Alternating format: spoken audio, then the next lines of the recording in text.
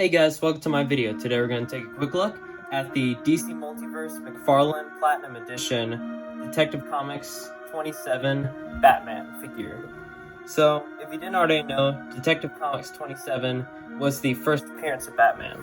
So if you're wondering why he looks a little different than the regular Batman look, that's because this is the first look. So let's go over what's on the box. So, of course, we got the figure. This is the Platinum Edition, which is a chase variant. It's got the seal right here. This is McFarlane Platinum Edition. Right there, it says DC Multiverse Batman. On the side of the box, it says Detective Comics 27 Batman. Down there, it says McFarlane Toys. Up there, DC Multiverse. And on the top, it says 22 moving parts. It's got the McFarlane Toys 12+.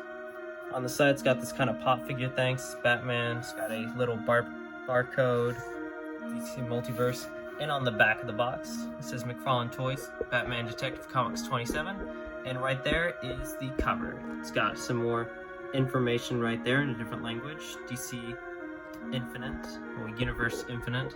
And on the bottom of the box, it just has different information and a barcode. So here's the figure of the box, and no joke, I literally twisted the head and it popped right off.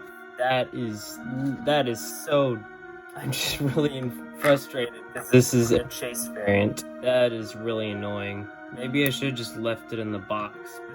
I was talking about, because, you know, McFarlane has quality control issues, but the figure just breaking. There was another YouTuber that I watched, and his figure broke. Not in the same way, but it did break.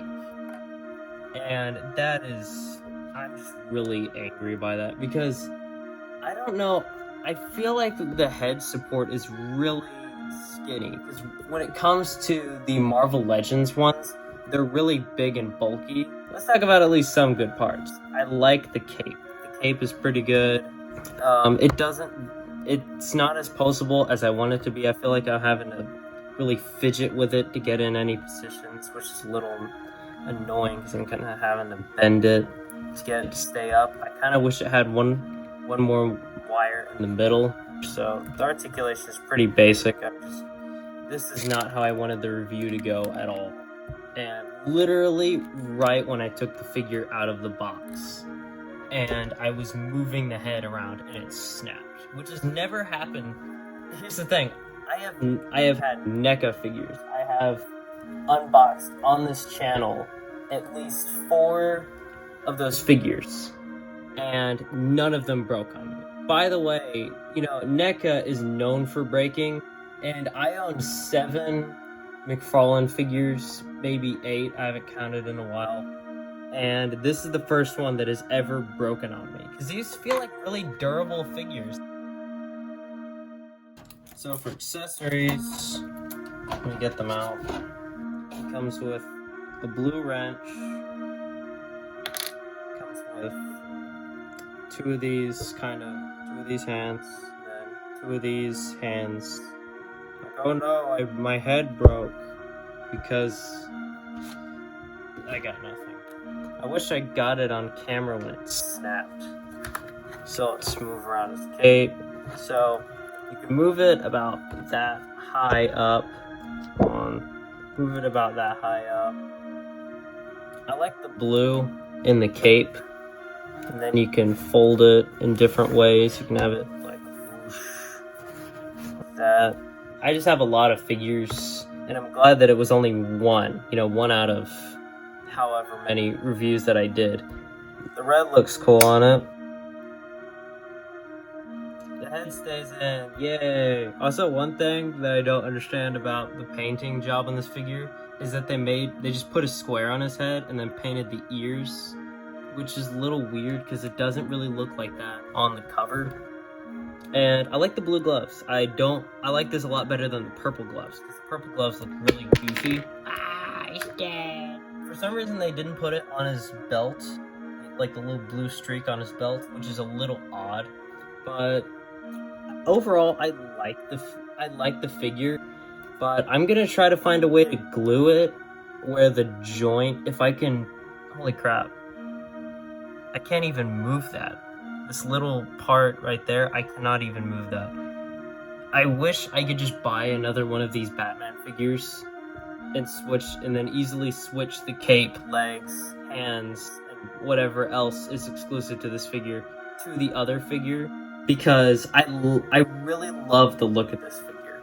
Actually, one thing about this figure is the head joint. The head joint is much different than every single other McFarlane figure. Because every single other McFarlane figure, like this dead man, which is kind of ironic because now Batman is dead, is that most figures have a neck. For some reason, they put a neck on the head of this figure, and which gave it an even bigger weak point. They should have given him a neck and then make the head separate. If they did that, it wouldn't have broken as easily. McFarlane Follies, 2 left leg Booster Gold. If I pop that off, the joint is like this, and it is a really strong connection. The joint is actually inside of the head, which gives it a really strong connection, and you can easily pop on and off the head. And for some reason, McFarlane chose to use an older Batman body. A little bit of a bummer, because this is probably one of the best Batman head sculpts that has ever come out by McFarlane, just because I like how the eyes are, and I like that he didn't chose to do the goofy looking ears from the actual comic. So here is most of my Batman collection. So we have the classic Batmobile with the Toy Biz and Kenner Batman. Then we got the Toy Biz, Imaginext. Then we got my Lego collection, and just all the different figures that I've collected over the years. This is not all of my collection, but this is what I could find at the moment. This isn't even my Hot Wheels. So I had this whole thing set up. I even tried to find every single one of my Batman figures for this video, and then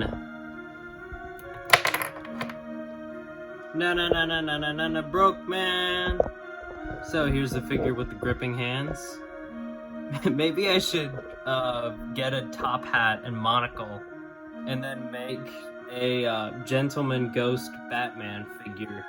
Also, these kind of open palm hands, like a pat on the backhand, they are really hard to put in the actual arm sockets. They're really annoying. I think this is the stiffest figure that I've ever had in my collection. Stiffer than even the NECA figures. Yeah, that's how stiff this figure is. You can finally join your buddy Deadman in the afterlife. And here is the Detective Comics 27 Platinum Batman next to Superman. And here he is next to Booster Gold. Here he is next to Blue Beetle. And here he is next to Owlman. And finally, here he is next to the McFarlane Flash figure. And here he is next to the NECA Frankenstein's monster. So my overall thoughts on the figure, I don't know, because since it broke, I'm going to rate it probably a 5. Maybe even less than that. Just because of how angry I am that it broke. I wish I could do a genuine review of this figure, because I actually really like this figure. I don't know why McFarlane would change how the head joint is. Because he changed the joint of the head, and that was the downfall of this figure. So if you ever buy this figure, either keep it in the box. If you're going to review the figure and you want to take it out of the box, just heat gun the heck out of this, or just put it in hot water for like a minute straight. Be warned, this will break. I don't know, it hasn't broken on any other YouTube channel that I've seen yet with this figure, but it just snapped off so easily. So, I hope you have better luck than me. If you buy this figure, I hope you have so much better luck than me. And I don't know if I'm just gonna glue it and just have a fixed figure, or if I'm gonna have it as a running joke on my channel. You decide on the comment section. But thank you all for watching. If you like the video, leave a like. Subscribe if you want more content like this. Unless you want more content of broken figures. If that's what you want to expect from my channel, hopefully you won't get it.